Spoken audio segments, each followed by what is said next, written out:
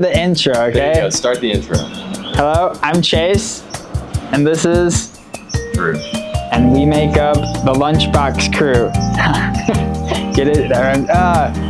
Today we're gonna do 20 questions or 10 questions each before Unbound. Drew's gonna ask me 10 questions first. I'll answer, or then I'll ask him the next 10, and we'll see if we're still friends afterwards. All right, question number 1. How did we first meet and what brought us together? Well, the first time we met was Big Sugar 2023. On the start line. On the start line. I don't know if that's, I would say that's when we met, but then like what brought us together was all of your smack talking, and then me. Leading into this race last year. Yep. I said you were going to suck here last year. Yeah. Yeah. And then I beat you, and then yeah. then on a podcast I called you, and since there we just hit it off because of our love for like biking and our faith. Yeah. Yeah. And now we're best friends. Yeah. All right. Question number 2. What's your first memory of us racing together? Ooh, racing together? Or against each other. Yeah. Just in the same race. It would have to be that start line, I guess. Or my first memory of you is I went to Purdue University for a semester, and at an Ohio Valley cyclocross race, I remember watching you and Spencer duke it out in... Did I laugh you? No, dude, I was a Cat 5. Oh, didn't laugh you. I was watching the pros and amazed how fast you guys could go. Oh, wow. Yep, and... I'm not that much older than you, just for the record. You make it sound like I'm so much older than you. But that's my first memory of you racing. Oh, nice. Yeah. How would you describe my racing style in 3 words?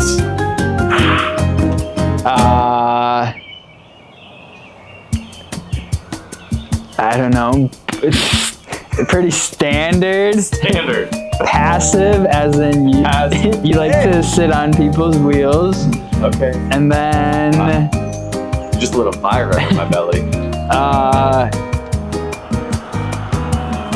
I don't know, technical? Because you're good at bike handling? One positive in there. What's something about you that people might be surprised to learn? About you? About me? My front 2 teeth are fake. Oh wait, my front tooth is fake too. From hockey? No, never from hockey. From hide and seek? That's where I got mine. No, mine was falling on concrete, going over my handlebars on a bike when I was like 12, I got kneed in the face one time in school. You only have 2 front teeth, haven't you? I broke one time, both the next time, the other one, like the next time after that, and then that same one a few months later. Wow. Yep. That's impressive. Quite the dental history. My mom would be, college would have been paid for, I think. Right. Are we racing for or against each other? I think we race with each other. We're never like, I think we're even, so we're not like, okay, Drew is the team leader today, but if you're in like the breakaway, I'm not gonna be chasing you down. Yeah. And like, I think it depends on the race too. Yeah, or this year I think we have a plan for Unbound to like race for each other. Yeah. Be like allies. Yeah. Question number 6. Are you planning to go in the early breakaway for TV time again? I'm going in the early breakaway, not for TV time, but to try to win. And TV time, I guess. And TV time. Bonus. Number 7. Are there any strengths you have besides your disc wheel that I don't have? I have the ability to eat 2 Glazers an hour for 6 hours straight on the trainer. I kind of feel like it means about this race this weekend. Oh. It doesn't say that, but I'm assuming. That's the way I read it. At this race. At this race? You have the strengths. No, I don't know. A TT helmet, the hydration system on the front of my bike. You didn't want to run that. Advantages. I have. Maybe I can eat more than you. I don't know. VO2 max. I don't know. I don't know. Number 8. Should I try to go in the early break? Yes. Because your race will be boring. Yeah. YOLO. Because I'm standard. That would make me unstandard. Number 9. What snack are you most looking forward to on Saturday? After the race? Just says Saturday. Okay. Well, we just went and washed our bikes, and I told Drew I'm getting a large cookies and cream shake after. Will we eat a burger before we eat the? We'll just order it all together. Probably a Good Life burger before. Oh. Finally, number 10. If you see me on the side of the road with a flat, what will you decide to do? If it's at the beginning of the race, see you later. If we're in the breakaway together, yeah, I'm gonna be like, you good? You stop quickly. What I need, but you keep going. Yeah, probably. I agree with that. Yeah. I wouldn't want you to stop. No. All right. I don't know what I could help you with. Yeah. Yeah. True. All right. Good.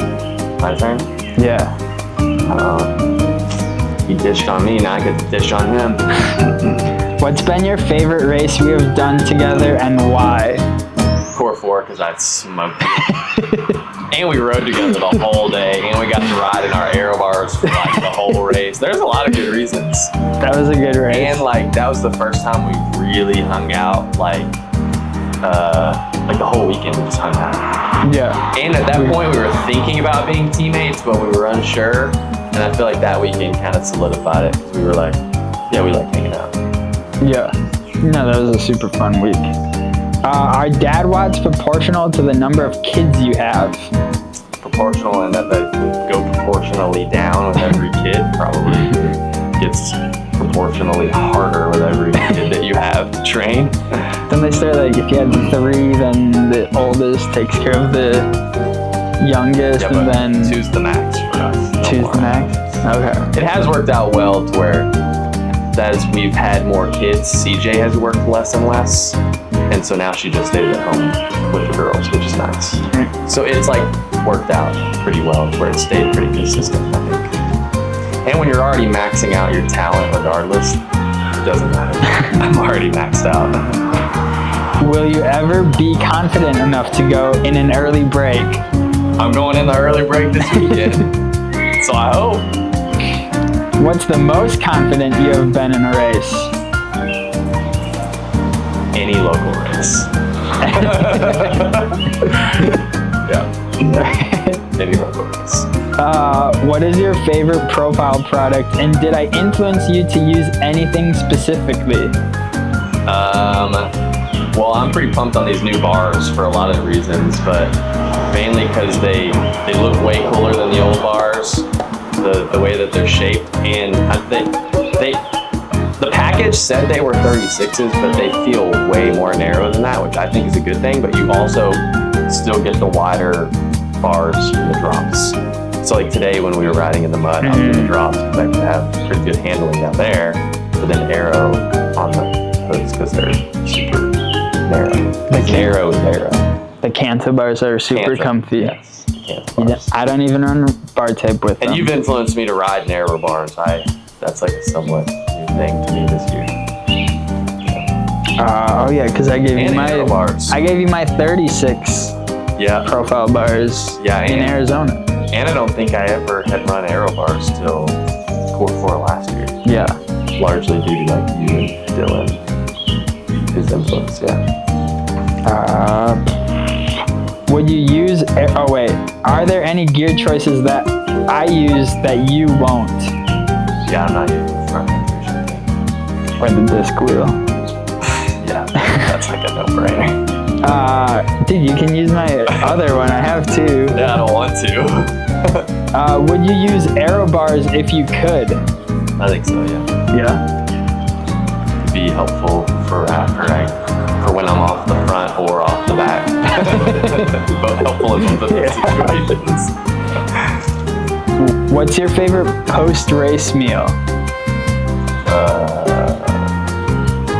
I don't know. I like a lot of different foods. Can't go wrong with just a burger. I don't eat burgers a ton either, so I don't feel bad about eating a burger after a race. Yeah. Okay, this isn't in here, but what about favorite dessert? I'm not a big ice cream guy. I think I like more like cookies and like bakery goods. Oh, okay. Yeah, cookies, brownies. Yeah. What advice would you give to younger riders looking to build partnerships or friendships in cycling?